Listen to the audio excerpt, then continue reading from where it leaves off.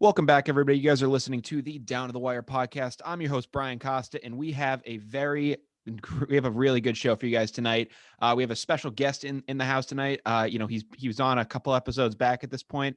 John Warren is in the house. John, how are you doing, man? Hey guys, we're doing good. Yeah, Proud to be back. Happy to be. yeah. No, John, it's glad to have. I'm glad to have you back. Unfortunately, Tyler is out again tonight, but we'll see how that goes.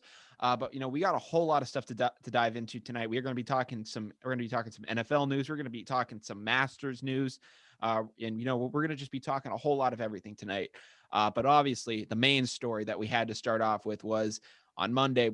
We all saw the announcement that Julian Edelman is officially retiring from the NFL. It's really sad to see, his time in the NFL come to an end. I mean, some people were suspecting, obviously he didn't initially retire. Like the initial news didn't come out as a retirement. It came out that he was being cut from the Patriots and that he failed due to a failed physical and that the Pats were going to move on from him. And some people were suspecting, is he going to go to Tampa to team up with Brady and Gronk? Is he going to go ring chase down there and do some stuff? But it ended up turning out that he released a video on his Instagram, and it was titled "Foxboro Forever," which is actually going to be the name of this episode tonight. At least I think so. And he basically said that I had this terrible knee injury, and it's gotten to the point where I can't play a full season on it anymore. And he said he wanted to play till the wheels came off, and he just admitted that the wheels came off. So it's real tough to see. John, what do you think about the Edelman news? I mean, it was a long time coming. He was getting old, and I would know trying to play through injury. Very, very, very hard to do. Yeah, And John. Unfortunately, you do have some injury history. If you'd like to delve into that a little bit. yeah, so right now I'm currently have a partially torn ACL, torn meniscus, and back in high school, I ended up tearing my ACL and meniscus, same leg, and then freshman year of college, I ended up tearing my shoulder. So yeah, I've had a bit of experience this area, but it was an amazing career from Julian Edelman. Yeah. Really showed Boston sports and really what New England football player really is about. No, absolutely. I mean, I was kind of thinking about it, and to put it in other Boston sports terms, I mean, at least in the later Patriots eras, this is kind of where I'm going. I mean, maybe you can make a case for Randy Moss as well, but like during the core offense of like Brady, Gronk, and Edelman, I kind of thought of Brady and Gronk as almost like the home run hitters, like of the Red Sox, where it's like they're like Ortiz and Manny, and Edelman is just Dustin Pedroia because he's just he's doing all like the little things. He's getting all banged up doing. He's doing the job that most receivers don't want to do on the football field. He's not always making the flashy play, but when he was called upon to do it, he came through in the clutch. His total career numbers, this includes like punt returns and special team stuff as well. So in total, he had 41 total touchdowns, 620 receptions, and about 6,800 receiving yards. It's a for the time he had in his career, and and at the time where he came up, he was originally drafted in 2009. Really did become that much of a impact player until around 2013. So for a while he wasn't really that kind of go-to guy out of the NFL. He was a drafted. He originally came to the league out of college as a quarterback from Kent State. He made that transition because he realized he wasn't going to be able to make it at the next level as a quarterback. Incredible story for Julian Edelman. But now everyone has been wondering it. I mean, it's been actually crazy, like the amount of people that have kind of, been speculating this. They're trying to figure out, is Julian Edelman a Hall of Famer? And a lot of people are wondering about this question. And I don't know, John, I'll let you take away with it first, and then I'll kind of give my thoughts on it. I mean, honestly, I feel like people are saying way too soon if he's a Hall of Famer. It's a Yeah. real I think it's a real respect that everyone is asking, hey, is he a Hall of Famer? Is he a Hall of Famer? Yeah. That's a pretty big that's really good to hear straight out the bat. Hmm. And just the fact that some of the players are saying and coming out and saying how zero Pro Bowls, zero first team appearances. Yeah. Postseason, if there's a postseason Hall of Fame, for sure, first Hmm. ballot in. Unfortunately, there's not, and you can't really come up. You don't really. The Hall of Fame doesn't really value clutchness They more look at the numbers than they look at the stats. Yeah. And personally, I could be a little favoritism.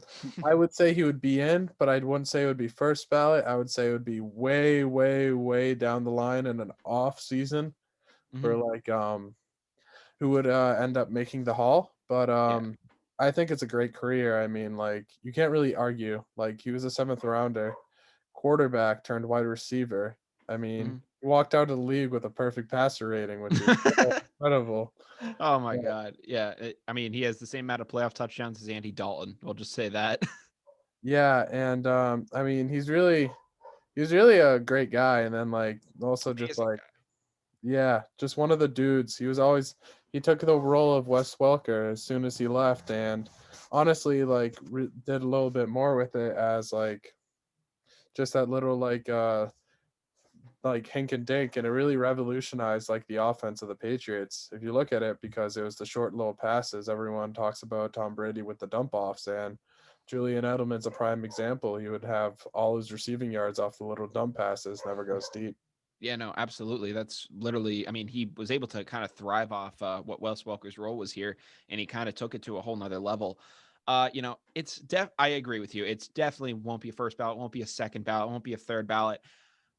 I kind of look at it, and I'm not comparing the players as, individuals, but I compare it, in terms of what I think, what I think a Hall of Fame bid for Julian Edelman could look like. I look at Drew Pearson, former Cowboys receiver that played in the 70s and 80s until 2020, I believe, or 2021. He was the only receiver of the 1970s All Pro team not to make the Hall of Fame. And a lot of people were just like, we're kind of just like, oh man, like this guy isn't getting some of the credit he deserves. He isn't doing that. I'm not saying that. I'm not comparing Edelman to Drew Pearson. I'm not doing that sort of a thing. But it took. But I mean, Drew Pearson retired from the NFL in 1983, and that meant he was eligible in 1988. So to think about that, that was before Michael Jordan ever won a championship in the NBA. That was, back when I mean, if you think about it, like Ronald Reagan was like president, like not like LeBron James, when Pearson retired was 1 years old. So it's just like the amount of time that has gone by, like from the time that guy retired to, when he eventually got inducted into the Hall of Fame, or was actually even eligible to be inducted into the Hall of Fame. It took him a long time. So I mean, hell, it could be 2053, and maybe a 70 or something or 60 something year old Julian Edelman maybe finally gets the call. Then I think that is the most likely scenario to see for Julian Edelman. I think for him, you have to factor in the playoff stats, especially since he's only like right behind Jerry Rice for what is it, playoff receptions or touchdowns? Is it? Receiving yards. Receiving yards, correct. Yeah, so he's only behind Jerry Rice for that, which is incredible to think about. I mean, he's still kind of a ways off from him, and I think I think unfortunately due to injuries that cost him, uh, you know, maybe if he hadn't torn his ACL in the year Super Bowl 52, it'd be an even closer stat, which is very scary to think about. But it also just shows that when Tom Brady needed a guy to go to, he trusted Julian Edelman more than like anyone else on the team. I mean, he has insane trust in Gronk. He had insane trust in guys coming up throughout the years. But I mean, the amount of trust he instilled in Julian Edelman throughout that kind of a 6-year run, really, which is kind of when Edelman had that impact. Because again, drafted in 09, but really didn't become that guy until 2013. So from 2013 to 2019, and you can even discount a year for that. Edelman was able to put up numbers that Jerry Rice took an entire career to put up, which is insane. Yeah, I agree. And the one thing is that he also had Tom Brady in that stretch, and we were making the playoffs every year. And so was Jerry Rice, of course. But the biggest thing I really think of is people compare him to Wes Welker and how he fit that role, the same way that at I love to bring it up, Alabama, how they had the Julio Jones spot, and Julio Jones, who the person after Julio Jones was Calvin Ridley, and the person after Calvin Ridley was, you see all these great receivers line up, Henry Yeah, Rugg, and then Devontae Smith, Jalen Waddle. They're all in the same offense, the same system that Nick Saban ran, yeah. and they're all great.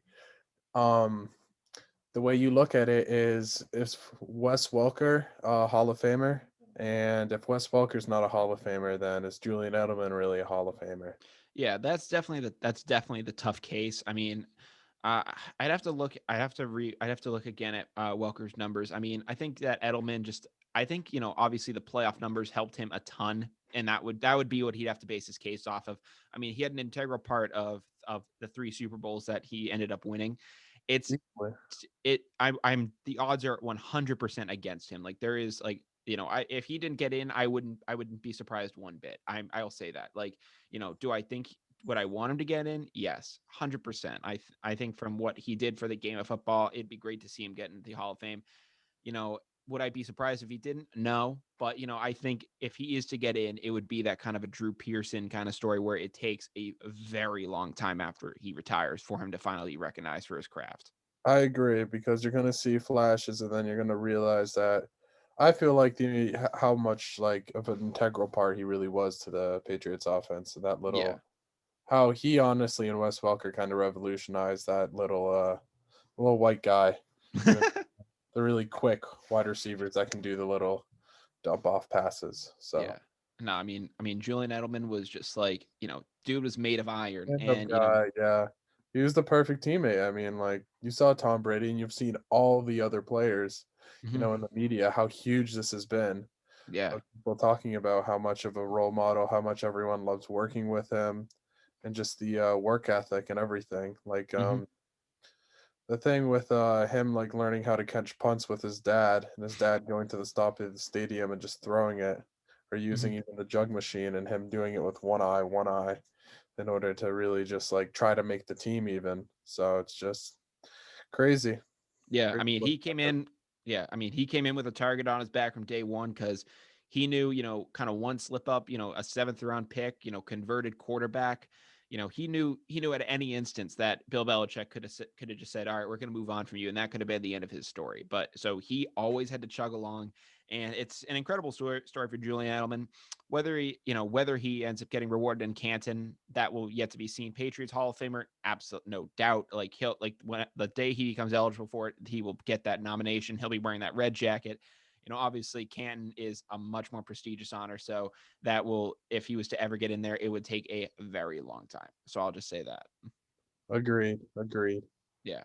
So, obviously, great career for Julian Edelman, but we also have some other stuff in NFL news to talk about. The Atlanta Round of Falcons. applause for Julian Edelman, real quick, True, everyone. yeah. Round of applause. Round of applause for Julian Edelman, 100%. But also in NFL news, something we wanted to get into tonight.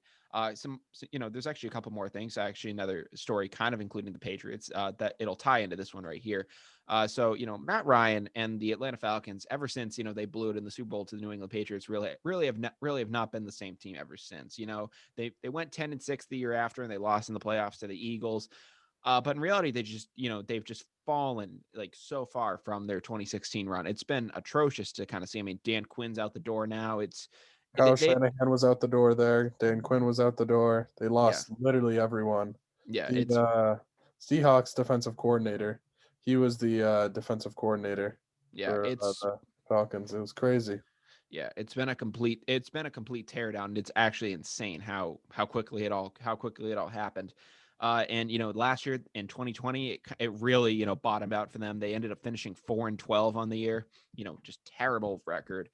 So with that record, they earned themselves the number 4 pick in the draft. And a lot of people are wondering, do the Falcons move on from Matt Ryan here? I mean, Matt Ryan, I think, is like what, 35, 36 years old. He's an aging guy at this point.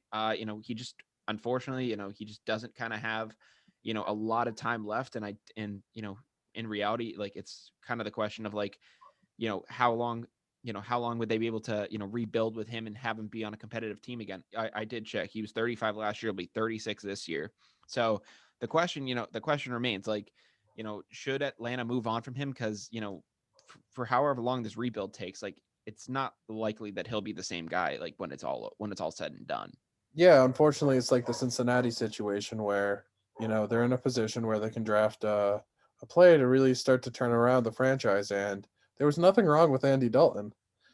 There was really nothing wrong with him. It's just they Eh. were missing so many other pieces. They were I mean, they still were missing they were a missing pieces, but Dalton was kind of fading at the end. But no, I got you. No, Dalton had done a lot of good for the city, but yeah, just it's more the situation like that doesn't match up. Like Matt Ryan has been great to the city of Atlanta, brought them a Super Bowl, former MVP. well, Most people almost forget brought that. almost brought them a Super Bowl. Almost brought them a Brought Super them a Bowl. Super Bowl, brought them to a Super Bowl. Yes. Um, he won MVP. Yeah. Matty Ice. Yeah, He no, had a great season in what was that, 2016? yeah, Correct me if I'm wrong. 2016. So it'll be 5 years 2016? ago. Yeah, so I mean, he had a great run, and from Boston College, you gotta love him. Oh, But 100%. yeah, unfortunately, I think his time is to go, and he'll probably end up going to like the Bears or something on Ooh, like a vet min, that's which a would be that's a cool. that's an Or interesting take. Actually, well, I mean, the Bears actually have Dalton right now, and they think they think he's going to be their guy. I know AD. It Ah, sounds yeah. better when you say AD instead of Andy Dalton. Oh yeah. I'd love to see the Pats. I'd love to see the Pats end up getting a guy like Matt Ryan. That would be great, but at that point in the career, it's like a Philip Rivers. It's a 1-year rental. Yeah, it's Philip Rivers, but at the same time, you got a reloaded offense. You got guys. You got the new two tight ends. You got Kendrick Bourne out there. I don't know. That could be interesting. I know. I'm really excited to see the Pats offense this year, but the Yeah. real big story is Justin Fields' second pro day. Yeah. Phenomenal. Yeah. Apparently. Cannon. And people were saying he's probably going 3. It's him and Mac Jones flipping 3 and Yeah. 4, 3 and 4. Mhm. And you think if Mac Jones or Justin Fields slips the 4, because right now they're saying that the order pretty much is going all QBs. Mhm. It's going number 1, Trevor Lawrence, of course. Yeah. No. Best prospect since Andrew Luck coming out, quarterback prospect. Yeah. Number 2 is probably Zach Wilson. Yeah. Well, it That's actually is 100%, like they confirmed. okay. Yeah. There was a trade. The Eagles were going to try to trade up to, or Atlanta. No, San Francisco was going to try to trade up to. I believe it was like 2, and the Jets were like for Zach Wilson, and the Jets said no because everyone's now like saying that the Jets are pretty much locked to get Zach Wilson. Really. Yes, Dang. That's and crazy. for 3, pretty much everyone's saying, well, San Fran will probably get a quarterback. So interesting. It's either going to be that or, well, Jamar Chase. I mean, Atlanta could just load up on wide receivers and Yeah. hope That. for the Yeah. best. They could just say screw it and just say, hey, we're gonna win this thing on offense. It's Like the Dallas Cowboys just have the pretty. best explosive offense and put up 50 points a game and still lose. Yeah, pretty much. That would pretty much be them. But I was looking at something. They have the number 4 pick in the draft. Right. It's going to put them in a very good spot, I think. And Justin Fields or even a Mac Jones could be could fall into their lap. It's possible even like they even go after a guy like Trey Lance and they try to go down that road. It's a very Do you think interesting. if they get Trey Lance, do you think they hold on to Matt Ryan? If they were to get Trey Because Trey Lance, I think. Lance is only 20. Yeah, I think he's more of a project guy. So I think if you get Trey Lance, you're probably going to work. You're probably going to end up working with him for a couple of years, get him right, and then Yeah, throw him people into are saying action. that the best to go is probably Trevor Lawrence, and like Mac Jones like day Yeah, 1 because of the fundamentals and everything. But yeah, like 5 years down the line, it's gonna be Trey Lance. yeah, He's yeah. legit. A lot of people wonder, like he hasn't played a lot in the past couple of years, so they do wonder, what he, is going to really be able to bring to the table. But he's a very promising prospect. But I was seeing Jonathan Jones of CBS Sports predicted that the Pats could, try to trade up to the number 4 pick and select a QB. I also saw a prediction that they might trade up to 10 with the Cowboys, and they had Fields falling to them there. Do you think that do you think the Pats are actually going to try to, go for a quarterback in this draft, or do you think Belichick's probably going to go defense? I honestly think Belichick's probably gonna go defense, but it Yeah. would not surprise me if he draft goes up to get a quarterback. Which quarterback would be the interesting question because a lot of people say, well, Trey Lance, like well, not Trey Lance, but Justin Fields. He's literally a Cam Newton coming out of college. Yeah. They work together, like they're the exact same physique, Hmm. exact same terrible throwing motion. Yeah. This whole unnatural like sidearm Oh yeah. type thing that Fields does. But Hmm. both freaks. They're both like 6'4", 6'5". Yeah. It's crazy. And no, honestly, it wouldn't really surprise me. But I mean, I also think the linebacker, what's his name? Micah Parsons. Micah Parsons would also be very, very, very good. I think that would be a great move for us. And, I you think know, he compares directly to like an Isaiah Simmons. yeah, and frankly, I think it wouldn't be a bad. I don't think it'd be a bad idea if Bill went, defense in the draft. Anyways, that's his sweet spot. I mean, if you want to look at, Bill Belichick drafting offense, I mean, look at N'Keal Harry and how that's turned out. You look at Aaron Dobson back in like 2013, just like receivers in general, and just, I mean, even you can even look to last year's draft with like Devin Asiasi, who could actually be an interesting third receiver. Maybe we talked about it on the last time you were on the show about him maybe becoming like a big kind of wideout, and have it be in that type of role for the Pats. But Dalton Keene didn't do anything for us last year. Matt Lacoste is kind of a lost cause at this point, and you can even kind of make the same case about a guy like Ryan Izzo. So, when it comes to drafting offense outside of the Ryan O Izzo isn't line, even on the Patriots anymore. oh yeah, true, He's yeah, no, Houston. yeah. Oh shoot. Yeah, no, I was about to say, like, outside of the O line, Bill can actually draft a decent O line. Like, that's actually, in terms of offense, he's fine there. And running backs, had He's his kind of great. he's had Damian his moments. Harris, James White. Yeah, running backs he can sometimes, actually make a move there. When it comes to, wide receiver though, and going for those kind of skill positions, it's very tough for Bill. And frankly, I obviously we haven't seen him draft a quarterback higher than Jimmy Garoppolo. So seeing him, just I think the idea of him, drafting in the first round boggles a lot of minds. So I think, kind of, so in my opinion, I wouldn't mind if he kind of just went defense here, because I think, keep do what he's comfortable with. If he drafts defense, he doesn't really need to worry about, the quarterback he picks, being the guy. If you end up going for a guy like Kellen Mond on, like, in day 2, out of A&M, you go for a guy like that and just say, like, oh, this is going to be a project guy that we try to work up and, do something with him. You buy yourself a little more time, and Yeah, maybe, yeah. And even maybe you like kind of go even after like something in the next drafting year's like draft. yeah, even like waiting on like a Trey Lance type deal if he ends up falling. I see if he ends up falling out of that sweet spot with the people who would really really like want to draft like a QB. I Yeah. could see Bill trading up almost immediately to draft a Trey Lance, have him compete with Stidham, even if Stidham's still in the picture for a quarterback run, and have him compete and just have Cam, really just be the standout and have Stidham really get pushed by Kellen Moore even or Stidham or Kyle Trask even.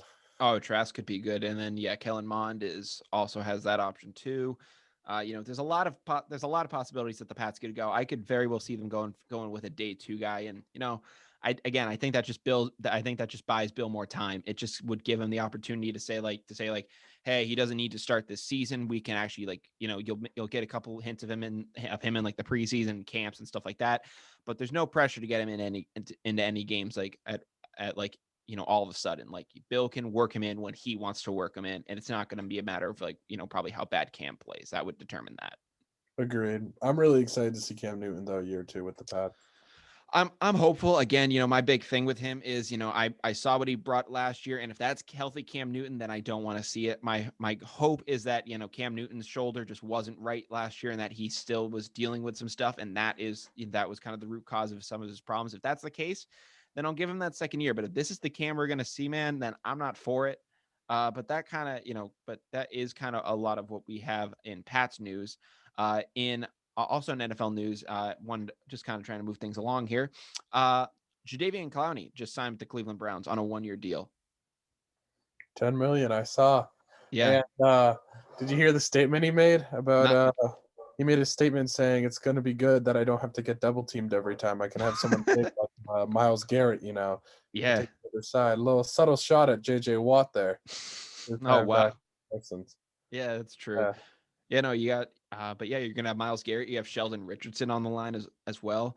You have a pretty good D line there if you're the Cleveland Browns. That's gonna do them very well. I mean, a lot of people do Also, a think that. happy birthday to Baker Mayfield, real quick. Oh shoot, yeah, QB1. 100%. Yeah, no, happy birthday to Baker Mayfield. But also kind of going off that, a lot of people think that Clowney at this point kind of maybe is just like past his prime, overrated at this point. Do you think that he has something left? Ever since I saw that hit he made in South Carolina, where he legitimately hits this guy so hard, it's the if you haven't seen it ever, Oh, I mean, Please, it's one of the most famous hits now in college, like history, or at least it's modern college one of the history. most famous hits. I think he still has it. I think unfortunately he's just gone through a really weird time. He wanted a release from the Texans because he gambled on himself. Um, I believe he went to Seattle, and Yeah, then he from went to Seattle, Seattle and then went to for a Tennessee. short stint, and then he went to Tennessee. Was pretty successful both places. Nothing flashy, but like middle of the road. Still Yeah. got numbers. hmm I Like mean, not still like still did good enough to hometown earn 10 mil. Still did good enough to earn 10 mil. easily. And I mean, yeah, it's a very interesting case. I feel like with the right coaching, he'll be fine. And in Cleveland, they clearly know what they're doing now. I mean, they made the right choice finally on coaching. Yeah. Stefanski finally seems like a coach who has a clue. Stefanski is a legit guy. He Yeah. was the old Vikings Vikings. offensive coordinator, Yeah. and I mean that offense is electric. Yeah. With I mean, he finally looks like he has a clue. Like it's like the first Browns coach who, doesn't actually like piss you off. yeah, Hugh Jackson, man, was just like he just I didn't know. know what the hell was going on. It really makes you think about the players, like such as like a Sam Darnold, like under bad coaching, because you think of Baker Mayfield, and like even like you can bring it back to like Deshaun Kaiser and like Johnny Football, if you really want to go that far back on like just like some Cleveland quarterbacks who like really just struggled. Do you think it was more coaching? Do you think it could be more like the quarterbacks? Like could it be a little bit of both, or it kind of just Cleveland kind of happened, had some little LeBron, so I don't think uh, Deshaun Kaiser was going to there. ever be that kind of a guy, frankly. I don't think that, I think what we saw at a Deshaun Kaiser, I mean, frankly, he didn't have a ton of help, but I don't think that Deshaun Kaiser was going to, have much like any more success than what he had in Cleveland. With Johnny Football, there were a lot more problems than just the talent on the field when it came to Johnny Football. So I think just that in general made it very impossible for him to play. It always shocked me though that he only made it 2 seasons in the league, despite how bad he played. They didn't even like let him finish his contract. They just outright basically just released the dude, which still is Yeah, mine. they paid off the guaranteed money, Yeah, I was which like, is absurd. yeah, I The was like, amount of that's money, crazy. and he got the Nike endorsement, everything. I mean, like it was crazy. It was just sad the way to see him go. I mean, he was Oh very yeah, cocky and he was very arrogant, but um in the air he couldn't do anything, but like on the ground you would still see like 90 yards rushing, 100 yards rushing as a quarterback, but hmm it's no, I, impressive. But football's a team sport. yeah, I mean, he definitely possessed that like ability, but just the way it just could not translate to the NFL. It just did not have that. And I think that Baker Mayfield, if he had suffered from that bad coaching, I think he'd be in a similar spot. I think that Baker does obviously have more talent than those guys. But I think that if Baker had gone to the Jets, I don't think he'd be nearly as successful as he is. I mean, he'd earn like a third of the State Farm commercials he's had throughout his career. But I don't think that. I think that the coaching definitely helped him out. I agree. Mhm. But also finally in NFL news, Aaron Rodgers is continuing his run as guest host of the popular game show Jeopardy. He's currently like doing like a 2-week run as like the guest host. I guess they've had other guys like Dr. Oz and maybe other like celebrities on to kind of just fill the voids. For Alex Trebek, R.I.P. to Alex Trebek. But they've just been trying to fill the void. I don't know if you saw like some of the highlights from his time on the show so far. But recently there was like a question, there was like a sports question, and it said this NFL team won 5 championships during the '60s, and no one could get it, and he just goes, the Green Bay Packers. And everyone was just like, oh yeah. And then the next question was literally just said, oh, this team won championships from like 1959 to like the mid 60s. And someone just goes, the Boston Celtics, and Aaron Rodgers goes, oh, you got that one, huh? Yeah, Yeah. yeah. I mean, He's having a ton of fun with it.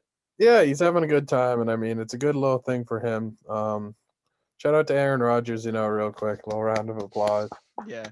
I He mean, got MVP of the league. He's MVP of having the a league. Just got engaged. oh yeah, true. True.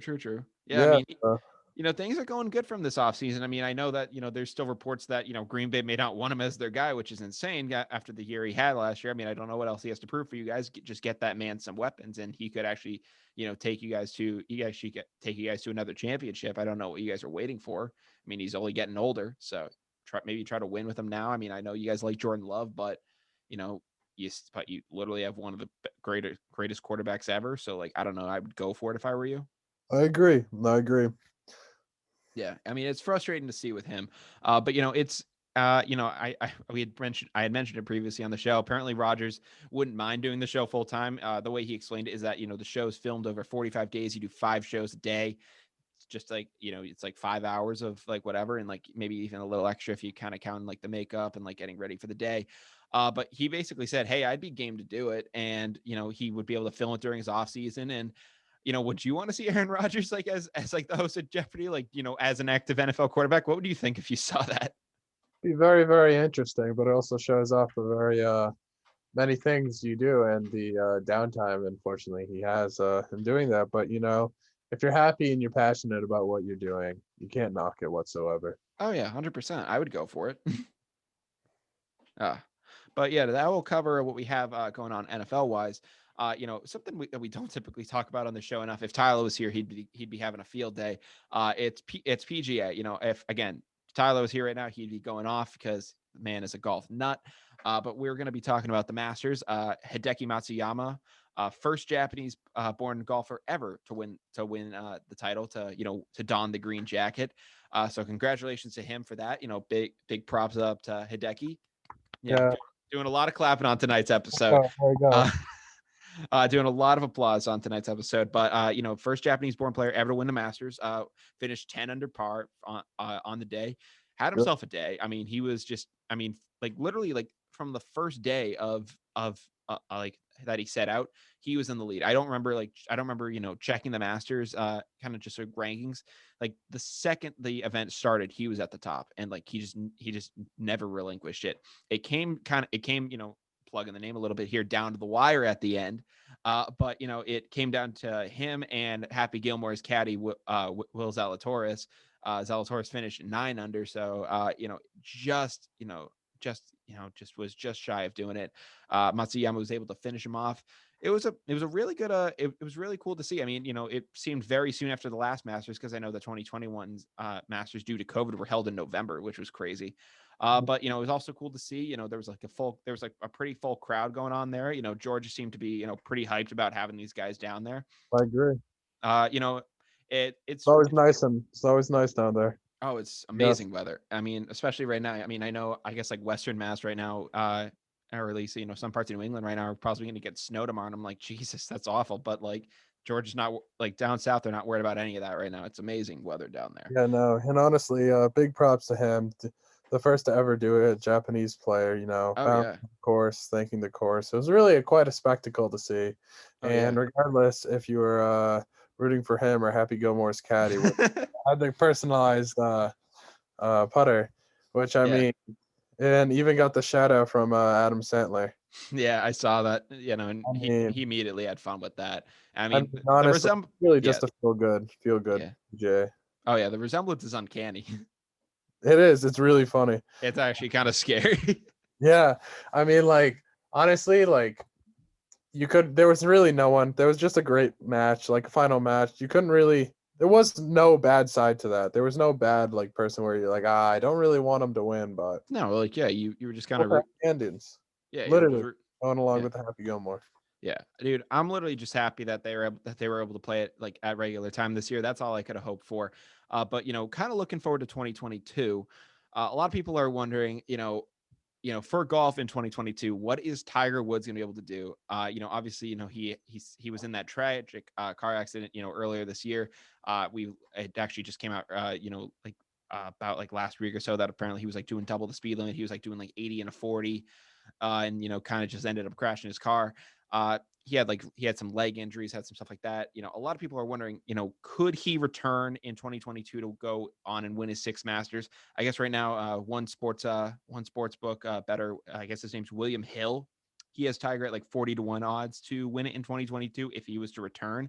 I guess there's like some sports book thing going on like right now that if you want to bet on Tiger like right now you can, and if he isn't ready to go, you could actually get like a refund, which could be kind of interesting. But it's pretty interesting to see some other probable names. I guess the favorite right now is Dustin Johnson to win it. He's at 10-1. Jordan Spieth is 11-1. Justin Thomas is 12-1.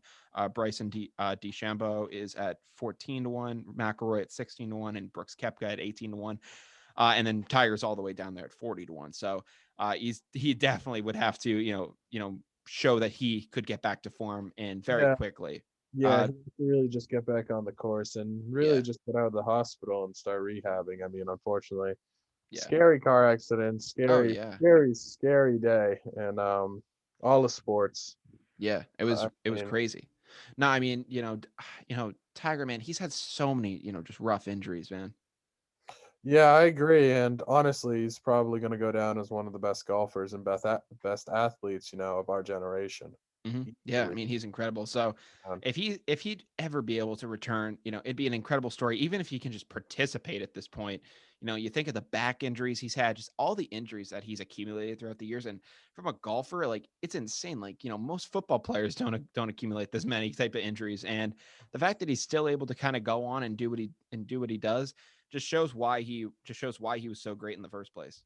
Agreed. Yeah, it really just shows like, golf is a sport, everyone.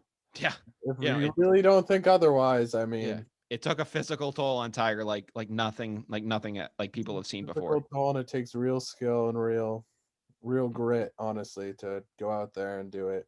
Holy Yeah, hole. So yeah. So hopefully Tiger can get back to full strength. It's gonna take a lot of rehabbing, a lot of time before he can I think touch a golf course again. I'd love to see him in 2022, but frankly, if he ever just gets back out there ever again, that's all I'm just trying to see at this point. yeah. Yeah. And so that kind of covers what we had going on in golf news. In NBA news, the Celtics seem to, maybe kind of be looking a little better lately. Or at least one player on their team does so far. That's Jayson Tatum, man. 53 points against the Minnesota Timberwolves last night. I think he dropped 32. He's starting to kind of put it together a little more. He's still averaging like 25 a game or something, but he was kind of just chugging along throughout the season. It looks like Jaylen Brown had really kind of just, been kind of the lifeblood of that team. But Kendrick Perkins, former Celtics center, I guess, had a meeting with Jayson Tatum. He called him out and I guess I was listening to it and I was listening to Perkins talk about it. And he said I wasn't trying to attack his character, wasn't trying to like attack him like as a person or anything like that. But he just was telling him like I guess he told him, listen, dude, you can get 25 in your sleep. Like you can take your game to the next level. And he just wanted to get in his head. And it was kind of the kick in the ass that I think Jayson Tatum needed that, he finally went out there and realized like, oh, I actually am capable of doing this. And, he's actually been on a tear lately. So, props to Kendrick Perkins for finally getting into Jayson Tatum's head. Something that we all wish Brad Stevens could have done a while back at this point. It seems, I mean, frankly, that could have been what Seems like he's cost. still only 19, but Yeah, he's treating him like he's still 19. Exactly. I mean, frankly, that could be what ends up costing Stevens his job if things start to go south again. Now, I wonder, do you think that this actually might be the sign that Tatum needed to finally get going and could be the jumping off point for the ascension of his career, or do you think this is just going to be like a temporary kind of boost that he gets and eventually he reverts back to his old ways? Because I mean, hopefully, yeah, hopefully, I mean, hopefully it yeah, is like it keeps going. But I mean, there's too many a lot of people compare his game to Kobe Bryant, which is very true. It was his idol, and it was like the person he always looked up to. And yeah, honestly, his game has a lot of comparisons. But you ever just sit down and watch the Celtics? He throws up a lot of random shots. yeah, He'll definitely. throw up a lot of contested threes, a lot of interesting shots, and I mean, I really hope it keeps going. But like he's not James Harden. He can't just throw up a three, or a Steph Curry or even a Kevin Durant, just throw up a contested three and make it like 60% of the time, it seems like. But Yeah. I really hope he does. At least Jason Tatum can't do that at this point in his career. But I mean, I mean, I really, and really again, hope he oh yeah, gets hot. And yeah, the media completely paints the Celtics as awful. I think they're like, I could be completely wrong, but they're like I think we're a 5 seed now. yeah, we're a 5 seed. We're like plus like 7 in the past like couple games, like Yeah. one loss. And the media, unfortunately seems to paint it as like until Tatum started going off as like the complete opposite. Well, I mean, things were going south for the Celtics. We were below 500, and frankly, I think that a lot of that criticism was warranted, and frankly, and I think that it might be the jumpstart that the Celtics need to finally get things going here. So, for them kind of criticizing the Celtics, I don't mind that one bit. I gotta be cautious at this point with Jayson Tatum, because here's why. I mean, we've seen Jayson Tatum kind of get these boosts, throughout his career so far. I mean, you saw him dunk on LeBron in the playoffs, and he kind of got a big ego out of that, and was able to carry that over a little bit in the next season. But it ended up turning him into this guy that was kind of just besides himself in certain scenarios. He's been able to kind of turn it on and become become a better teammate, and realize his true capability. I'm gonna have to see a little more consistency out of it before I can officially say that, hey, Jayson Tatum has officially matured and done all that stuff. And I mean, telling a 23-year-old that he's got to mature is, definitely a lot. Is not an easy task by any measure. I mean, I'm only 20, so I can only imagine that. Yeah, But so I'm not gonna say that. I'm not gonna say Jayson Tatum is like. I mean, he's not like this super old guy that is just having these issues. Like, he's still a kid, and obviously, maturity wise, he's still gonna have a long time before he's still gonna have a lot of time to grow.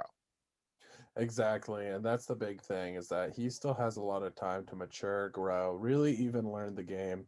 Yeah. And I mean, hopefully Brad Stevens is there. Hopefully, I mean, could not be, due to the latest struggles. I mean, I feel like it's really either him or Marcus Smart. Yeah. Marcus Smart is the heart of the Celtics, but I Oh mean, yeah. some of the things he does is so reckless that, we really need to. We keep saying this year after year after year, but like Tristan Thompson, man, was not the answer to that big man No. needed. No. Not even close. I knew it wasn't the second we brought him in. I'm just like, I'm actually I'll mention this afterwards, but we haven't had a legitimate center since Kendrick Perkins.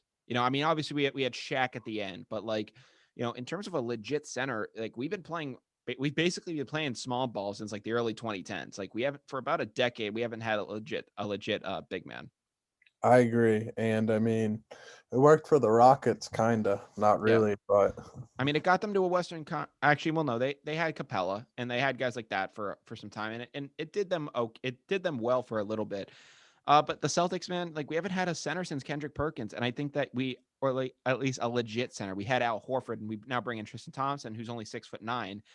Where in comparison, you have guys that are like 7'1", 7'3", and I mean, so I'm like, it's not like Tristan Thompson is like a short guy, but compared to these other guys, he is. So you find just you do. really hard out there competing with should be MVP Joel Embiid. Yeah, he'll get it this year. There's no doubt in my mind at this point. He'll get it. But I Absolute. So the Sixers are second in defensive rating this year. Fun yeah, fact. yeah, they're insane this Nets year. are second in offensive rating as well. So Hmm. could be a Yeah, little Eastern Conference showdown there. that could be a very interesting Eastern Conference Finals matchup if it came to it.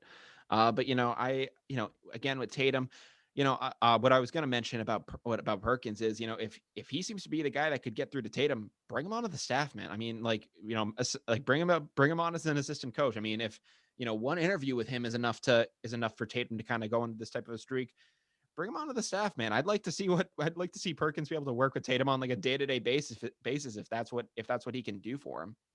Hey, I mean, if he's any better as a coach than he is a reporter, love to see it. Absolutely.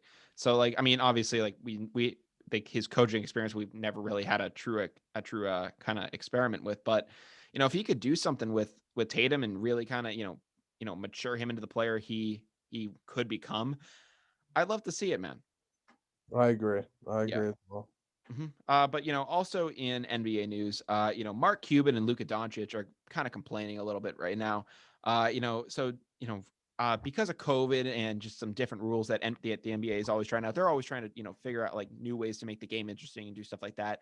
But they do it in a way that usually doesn't like kind of ultimately change the game. I mean, obviously, like if you think of the 3-point line and different stuff like that, but in terms of like actual on the court stuff, like they don't do as much as you'd expect that would, change the fabric of the game, that would, really alter some things. But they are trying to do some stuff right now in the playoffs where, they're losing 10 games this year. Like they're having only 72 games. So what they're doing, at least for this year, is the top 6 seeds in each conference are making the playoffs like automatically, but the final 7 and 8 seeds are going to have a play-in tournament with the other bottom teams to basically like assure them those last couple spots. So it's an interesting concept, and a lot of people kind of do wonder, like, hey, is this kind of fair? Is this kind of fair per se? Apparently, according to Cuban and Doncic, they don't seem to think so. Like they kind of came out very against this. Doncic was against it, and Cuban even kind of said that he came out pretty against it as well. It's kind of an interesting thing. I mean, even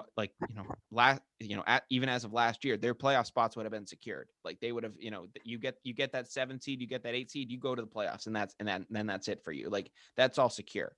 So I can see where they're mad, but at the same time, we mentioned Kendrick Perkins a ton of times on this show already, but he went on ESPN and he just said Luka should quit complaining if they don't want to have to deal with the play-in tournament, win more.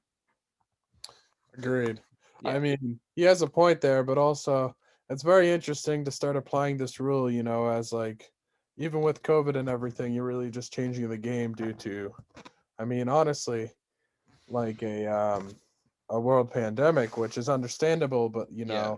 I don't know if that really clarify or like, has to result in a change the way the game has been for a while. So Yeah. very controversial because I can see it going both ways. Yeah, no, I can too, but at the same time, I think it makes some sense. I mean, at least for this year, it would give you the opportunity to, see a little more competitive basketball down the stretch.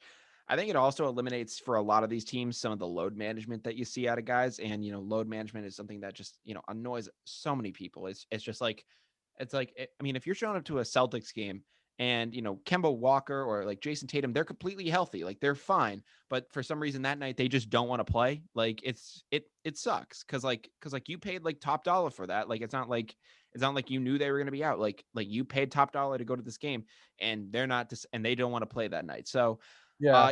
so I think it definitely, gives that an opportunity. And I'd say the same thing about this right now. Like if the Celtics didn't improve right now and they were still a 7 and 8 seed, and they ended up losing in the playoffs. I mean, hell, they deserved it because of how poorly they had played. Maybe I'd be mad because of it, but at the same time, like they should have played better. Like, I mean, the Mavericks have a good team, and I think that they have an opportunity to get into that 6 seed territory. I mean, even though they're in the West, which is ultra competitive, they have that chance. Yeah, I agree. And then you see people like well, the Nets tonight doing the load management. Kevin Durant's not Yeah, playing. Harden's out with a hamstring injury. Kyrie's out or Blake Griffin's out and Aldridge is out, just leaving jeez. Kyrie if And he Kyrie's got to do it all himself.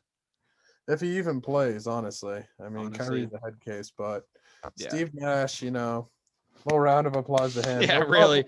He's really dealing with all the egos. I mean, he Yeah, really deserves the coach of the year, which he honestly might get with the yeah. Nets. But Yeah, it's tough because coach of the year, they usually just give it to like a sucky kind of like team that just barely makes the playoffs, or like a coach that like just barely yeah, cracks in.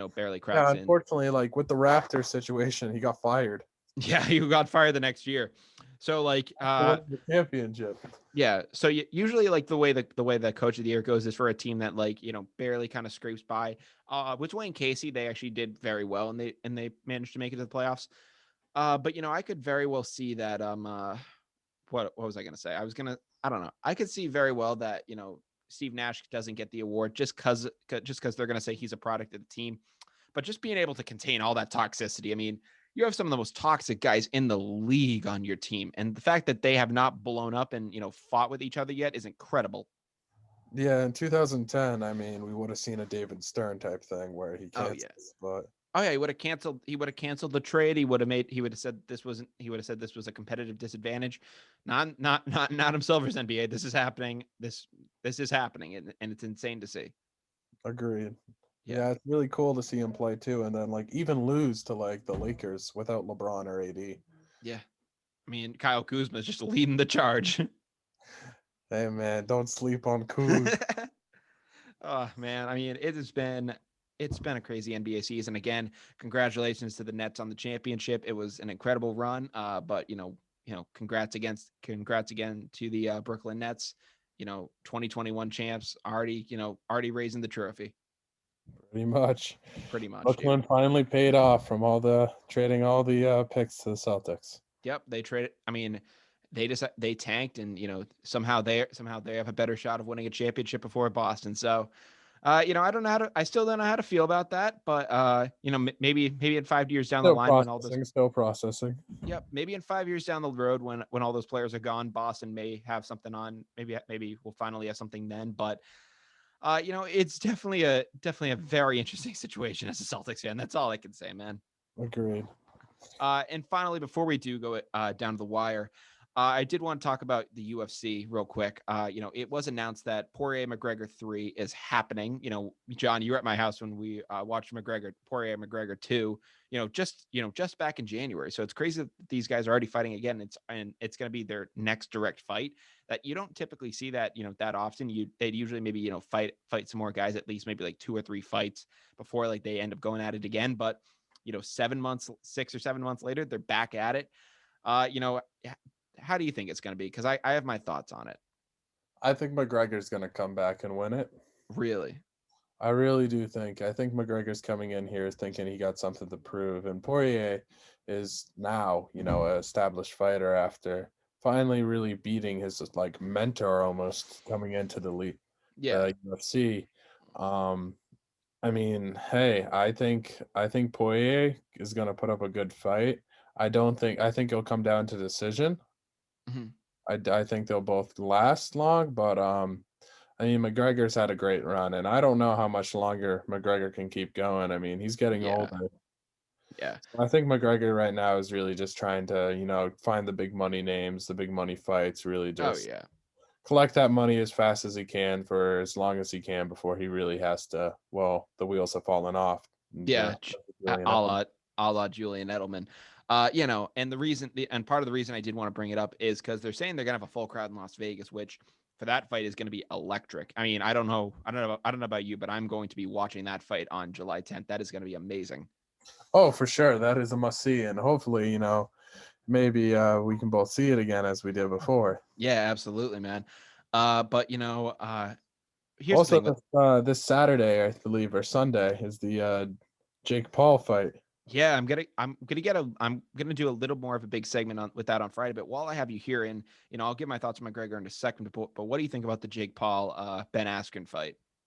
I think it would be very, very, very funny if Jake Paul won. Oh yeah, that'd be hilarious. I think it would be hilarious. I think he would get a lot of respect, but I also respect Jake Paul for the fact that he's doing it and he's trying. I mean, he Yeah. put it out there and he said if I really wanted to make money, I would keep doing YouTube and I would keep Oh making yeah. music. And he's like, it's not the best, but hey, I make a crap ton of money.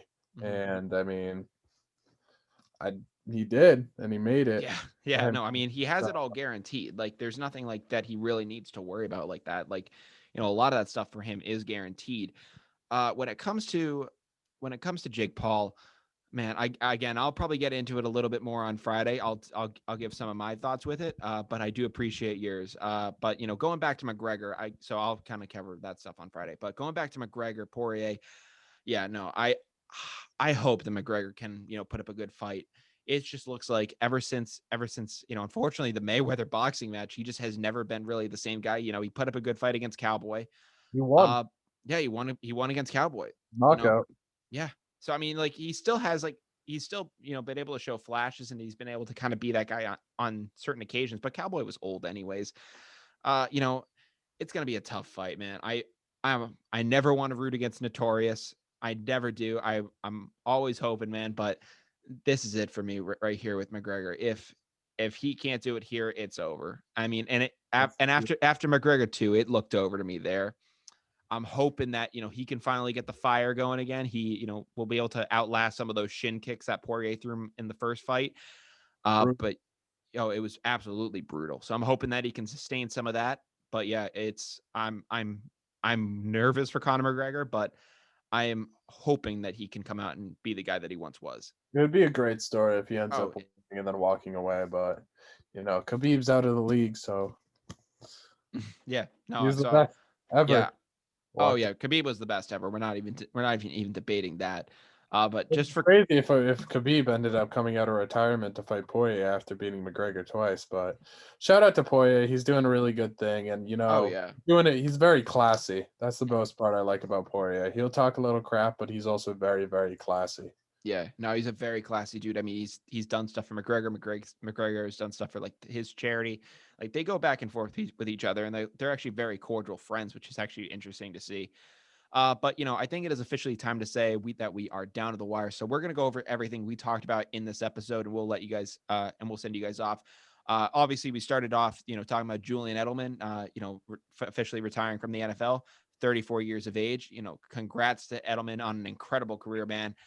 Uh, you know, one other thing that I was thinking of is I was seeing guys trying to do comparisons. I did that comparison to Drew Pearson. I saw another comparison that was done, comparing Edelman to a guy like Lynn Swan of the Pittsburgh Steelers.